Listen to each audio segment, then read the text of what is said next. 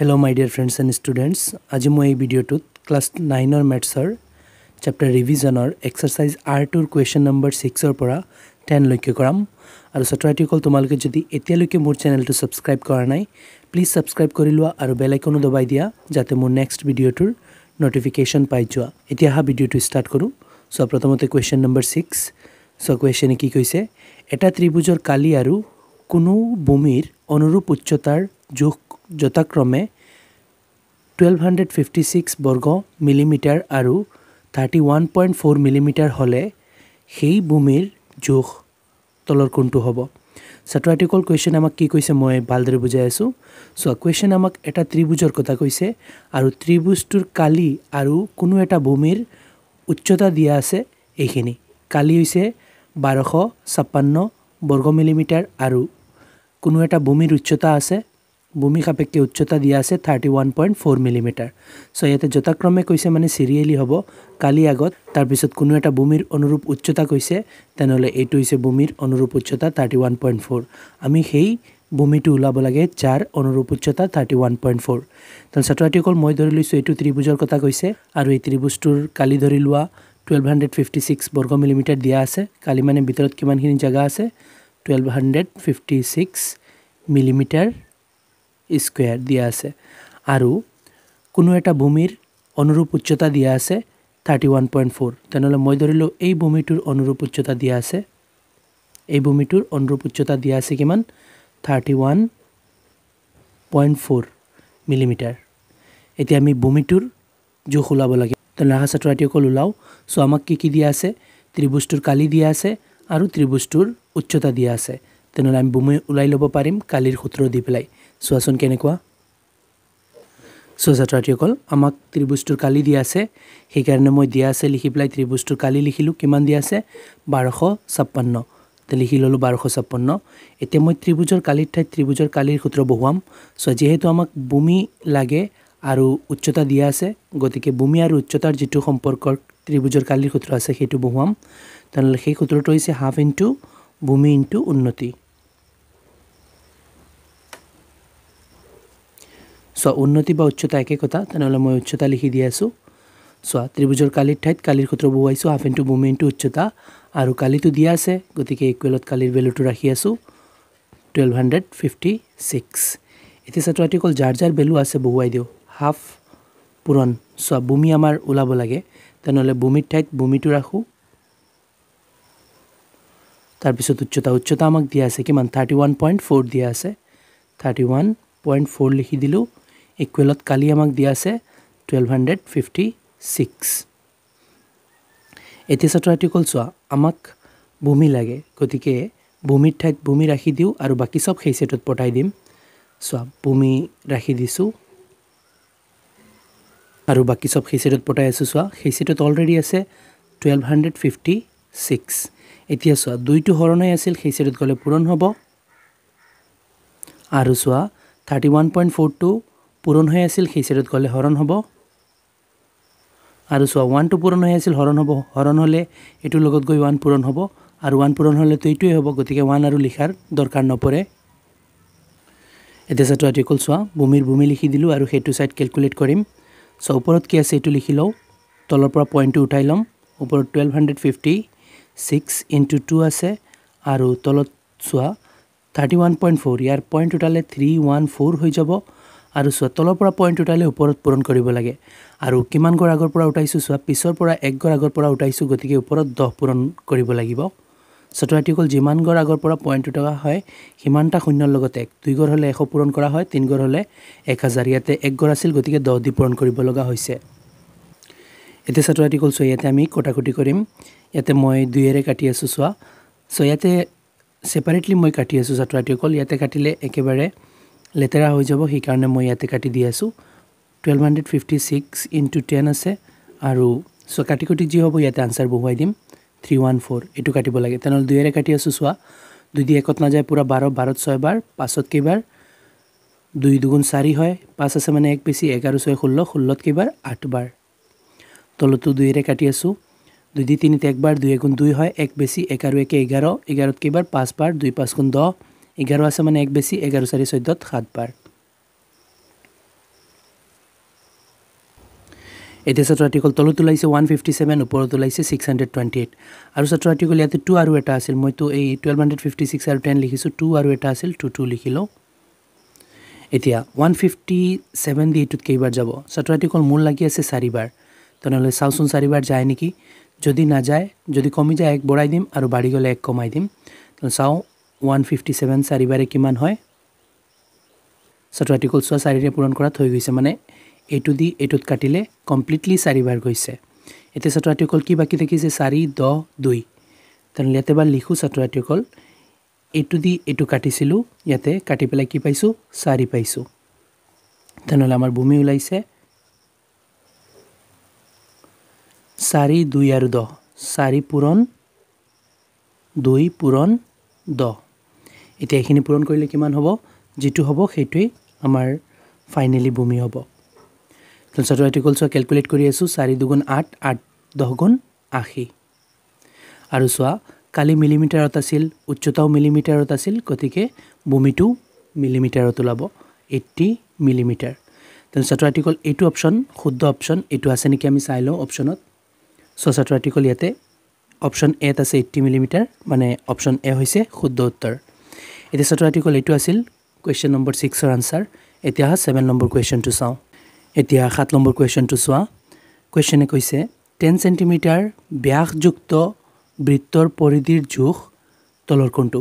ছাত্ৰ আৰ্টিকল চোৱা ইয়াতে আমাক কোৱেশ্চনে কৈছে 10 সেন্টিমিটাৰ ব্যাসৰ এটা বৃত্তৰ কথা মই ধৰি লৈছো ছাত্ৰ আৰ্টিকল এই বৃত্তটো হৈছে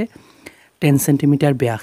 যুক্ত বৃত্ত তো ছাত্ৰ আৰ্টিকল ব্যাস কি ব্যাস হৈছে ছাত্ৰ আৰ্টিকল এই কেন্দ্ৰৰ মাজেৰে ইটো মূৰৰ পৰা সিটো মূৰৰ ডিসটেন্সক ব্যাস বুলি কোৱা হয় আৰু ব্যাস যিমান হ'ব তাৰ আধা ব্যাসাৰ্ধ হয় আৰু আমি বৃত্তৰ যিকোনো অংক কৰিবলৈ হলে ব্যাসৰ প্ৰয়োজন নহয় ব্যাসাৰ্ধৰ প্ৰয়োজন হয় গতিকে ছাত্ৰ আৰ্টিকল ব্যাস যিমান দিয়া থাকিব তাৰ আধা ব্যাসাৰ্ধ হ'ব সো ব্যাসাৰ্ধ মানে হৈছে কেন্দ্ৰৰ পৰা সাইড লৈকে ডিসটেন্স তেনেহলে চোৱা ইফালে এটা কেন্দ্ৰৰ পৰা সাইড লৈকে ডিসটেন্স ইফালে এটা কেন্দ্ৰৰ পৰা সাইড লৈকে ডিসটেন্স মানে দুটা ব্যাসাৰ্ধই মিলি প্লাই এটা ব্যাস হৈ আছে গতিকে ব্যাসাৰ্ধ হয় ব্যাসৰ আধা তেনেহলে আমাক বৃত্তটোৰ ব্যাস দিয়া আছে 10 সেন্টিমিটাৰ আমি বৃত্তটোৰ পৰিধি উলাব লাগে ছাত্ৰ আৰ্টিকল পৰিধি হৈছে বৃত্তটোৰ কাখত কিমান দৈৰ্ঘ্য আছে এটো আমি উলাব লাগে এটোৰ কাৰণে সূত্ৰ এটা আছে 2πr সেই সূত্ৰটো ফিল কৰি দিলেই হৈ যাব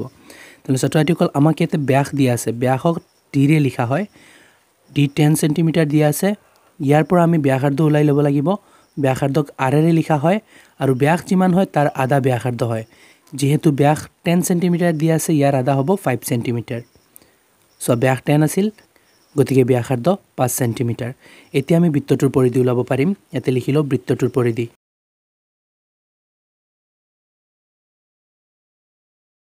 সো ছাত্ৰ আৰ্টিকল লিখি দিলো বৃত্তটোৰ পৰিধি বৃত্তৰ পৰিধিৰ সূত্ৰ আছিল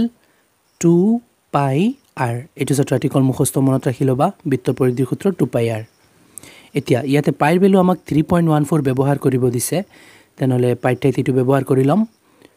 2 পাইৰ ভ্যালু 3.14 এনে ছাত্ৰ আৰ্টিকল পাইৰ কোনো ভ্যালু কোৱেশ্চনে দিয়া না থাকিলে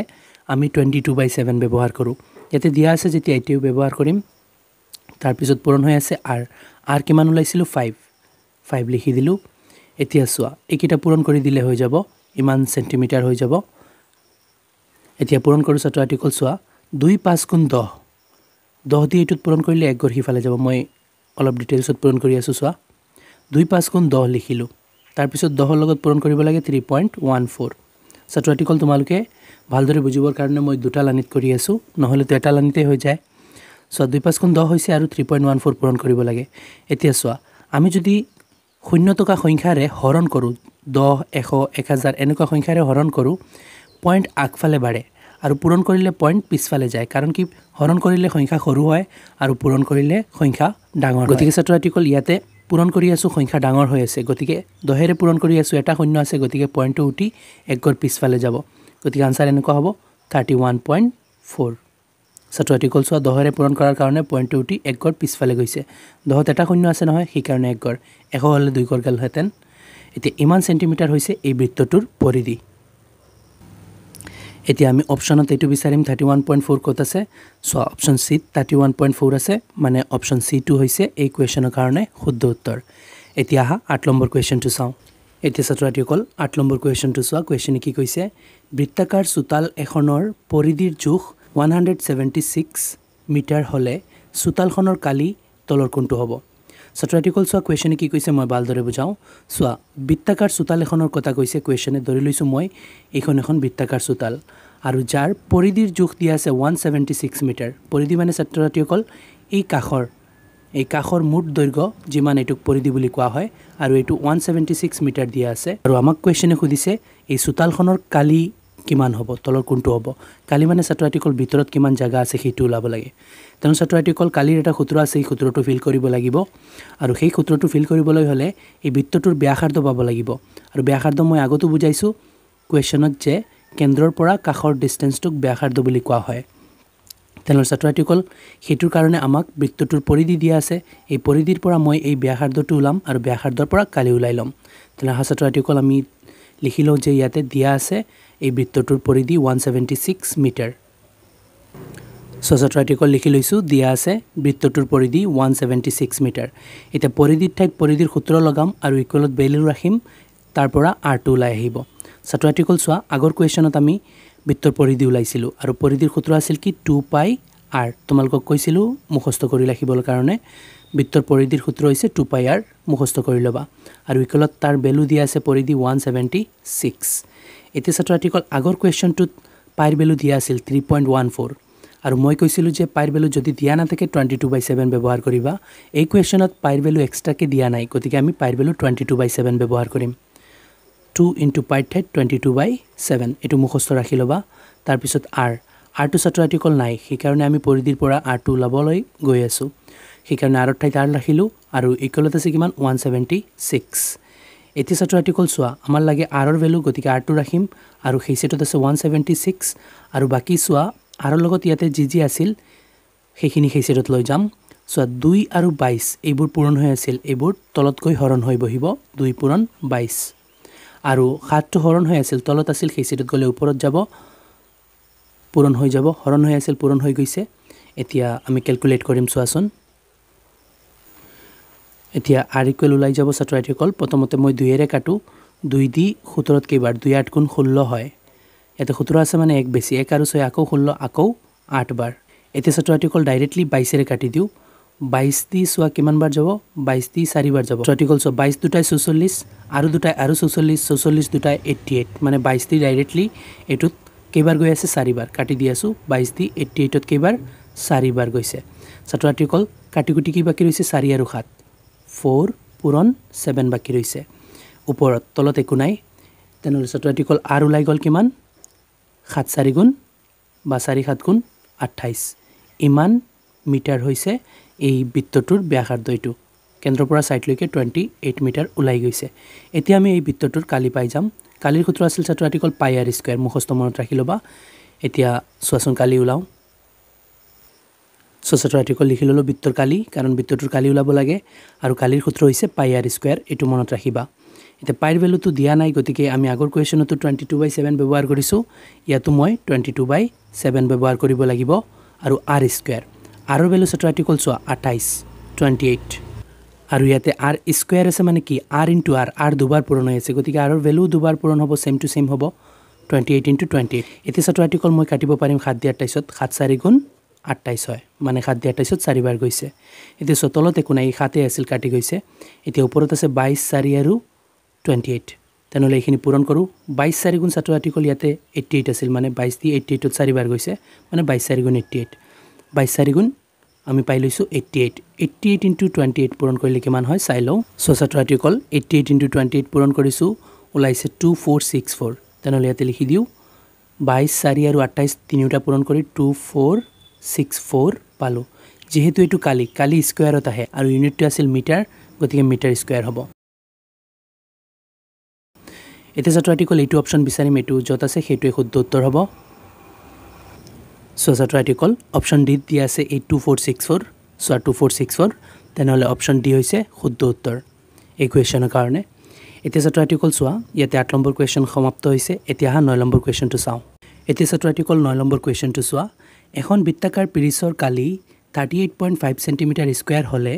পিৰিছখনৰ ব্যাস তলৰ কোনটো হ'ব ছাত্ৰ ছাত্ৰীসকল কুৱেশ্যনে কি কৈছে মই ভালদৰে বুজাওঁ চ' আমাক কৈছে এখন বৃত্তাকাৰ পিৰিছৰ কথা ধৰি লৈছোঁ ছাত্ৰ ছাত্ৰীসকল এইখন এখন বৃত্তাকাৰ পিৰিছ যিখনৰ কথা কুৱেশ্যনে কৈ আছে আৰু যাৰ কালি দিয়া আছে 38.5 চেণ্টিমিটাৰ স্কুৱেৰ কালি মানে ভিতৰত অংশ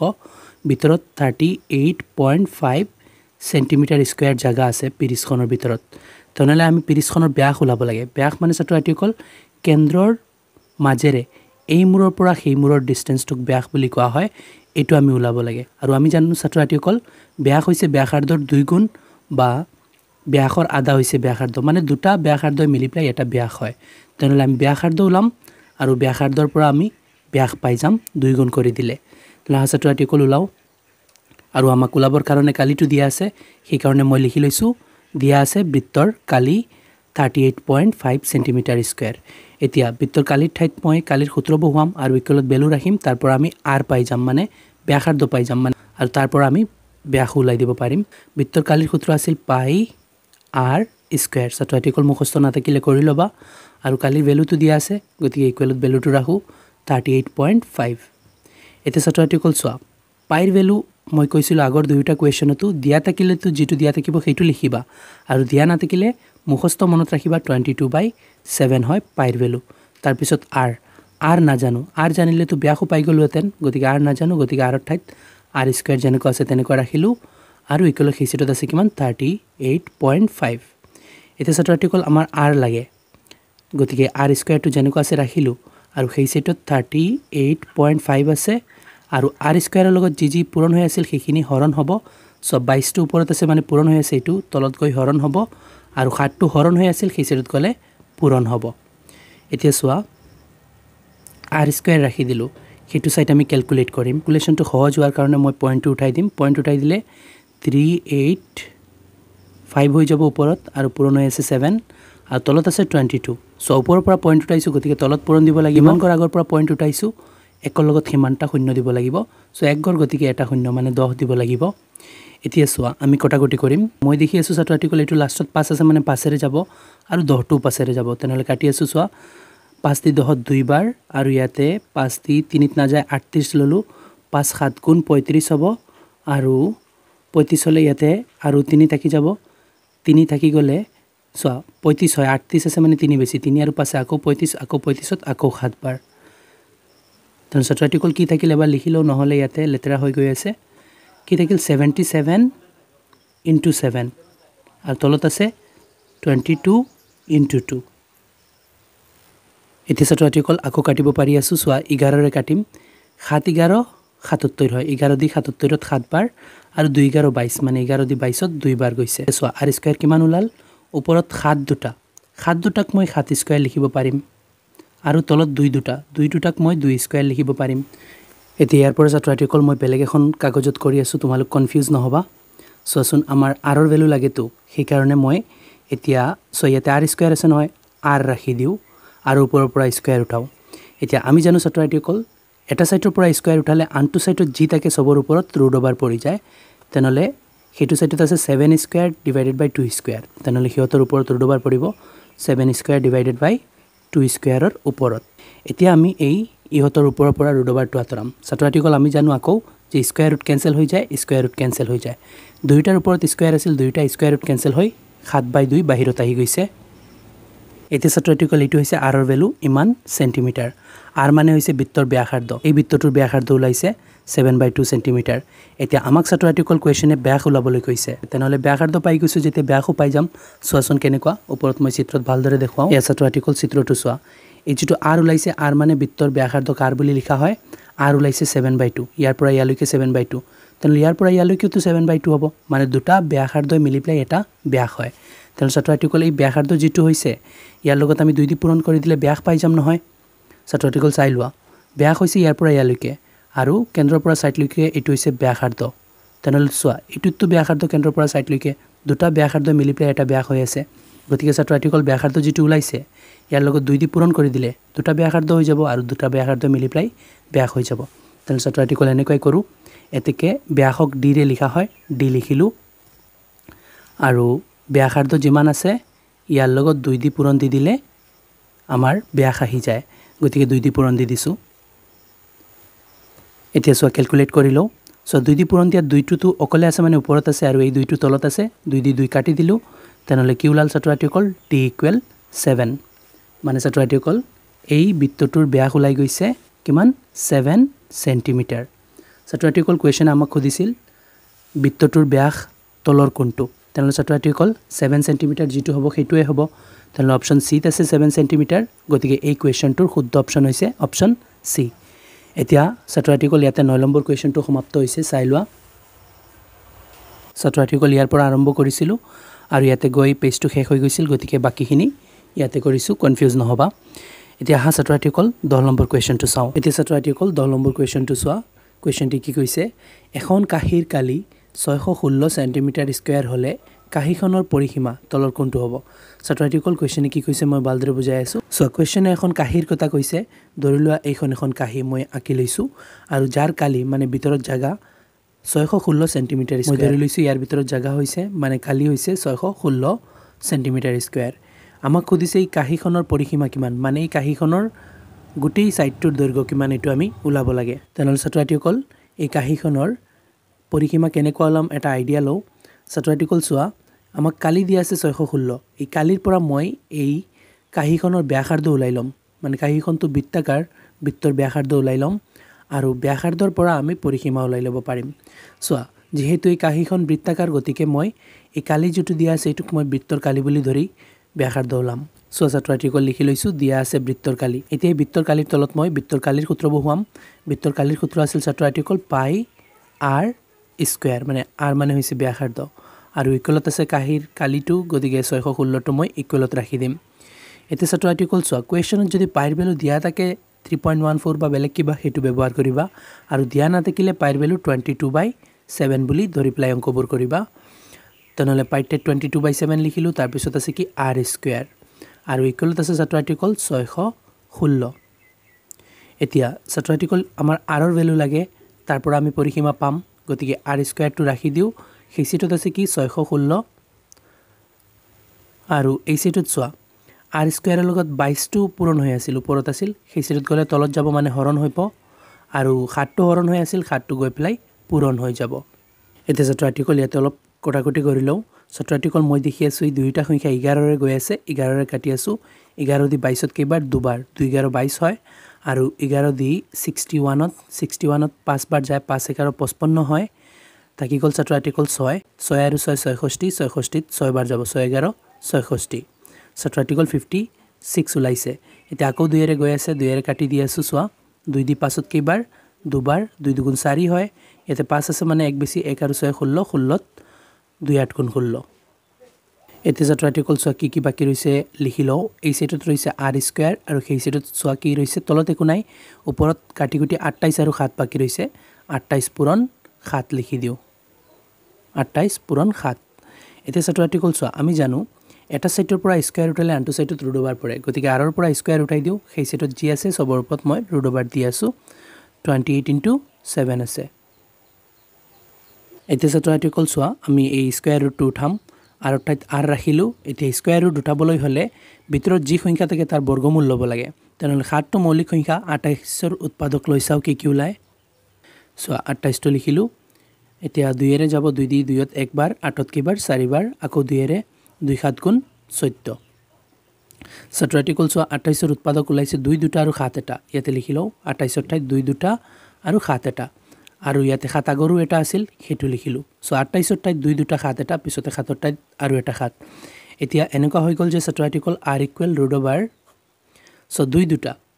দুটাক মই 2 স্কয়াৰ লিখিব পাৰিম ইনটু 7 দুটাক মই 7 স্কয়াৰ লিখিব পাৰিম এতিয়া ছাত্ৰ-ছাত্ৰীসকল ইয়াতে স্কয়াৰ ৰুট কেনসেল হৈ প্লাই 2 আৰু 7 বাহিৰত ওলাই আহিব 2 পূৰণ 7 এতিয়া r = কিমান হল 2 পূৰণ 7 14 আৰু সো কালিবোৰ সেন্টিমিটাৰ স্কয়াৰত আছিল গতিকে r হ'ব সেন্টিমিটাৰ ব্যাসাৰ্ধ সেন্টিমিটাৰত আহিব এতিয়া ছাত্ৰ-ছাত্ৰীসকল আমি এই বৃত্তটোৰ ব্যাসাৰ্ধ পাই গলো এতিয়া আমি এই বৃত্তটোৰ পৰিসীমা উলাব পাৰিম মানে কাহিখনৰ পৰিসীমা উলাব পাৰিম সো উলাই আছো সো ছাত্ৰ-ছাত্ৰীসকল লিখি ললো এতেকে বৃত্তৰ পৰিসীমাৰ সূত্ৰ এটা আছিল ছাত্ৰ-ছাত্ৰীসকল 2πr মুখস্থ নাথাকিলে কৰি লবা এতিয়া 2 ৰ ঠাইত 2 বহুৱালো পাইৰ ভ্যালু 22/7 দিয়া নাথাকিলে আমি 22/7 ইউজ কৰো তাৰ পিছত r আমি ইতিমধ্যে উলাইছো 14 এতিয়া চোৱা কটাকটি কৰিম 7 দি 14 কেইবাৰ দুবাৰ তলত একো নাই ওপৰত আছে 2 22 আৰু 2 এইখিনি পূৰণ কৰি কিমান পাও চোৱা 2 22 গুণ 44 44 দুগুণ 88 হৈ গল ছাত্ৰ-ছাত্ৰীসকল ইমান সেন্টিমিটাৰ হৈছে এই বৃত্তটোৰ ওপৰত দিয়া বৃত্তটোৰ পৰিসীমা মানে এই কাহিখনৰ পৰিসীমা চাই লোৱা ছাত্ৰ-ছাত্ৰীসকল এয়া ছাত্ৰ-ছাত্ৰীসকল এই বৃত্ত মানে এই কাহিখনৰ কালি দিয়া আছিল 616 আমি পৰিসীমা ওলাব লাগে আৰু আমি কি কৰিছো কালিৰ পৰা ব্যাসাৰ্ধ ওলাই লৈছিলো আৰু ব্যাসাৰ্ধৰ পৰা পৰিসীমা ওলাই লৈছো আৰু পৰিসীমা ওলাইছে কিমান 88 সেন্টিমিটাৰ গতিকে অপচন সি হৈছে শুদ্ধ উত্তৰ এতিয়া ছাত্ৰ-ছাত্ৰীসকল ইয়াতে ভিডিওটো সমাপ্ত হৈছে 10 নম্বৰলৈকে কৰাইছো আশা কৰো তোমালোকৰ এই ভিডিওৰ থকা পাঁচটা কোৱেশ্চন ভালদৰে বুজিব পাৰিছা আৰু বুজাত যদি কোনো অসুবিধা হয় মোক কমেন্টত জনাবা ভিডিওটো ভাল লাগিলে লাইক এণ্ড শেয়াৰ কৰিবা আৰু চেনেলটো সাবস্ক্ৰাইব কৰি দিবা থ্যাংক ইউ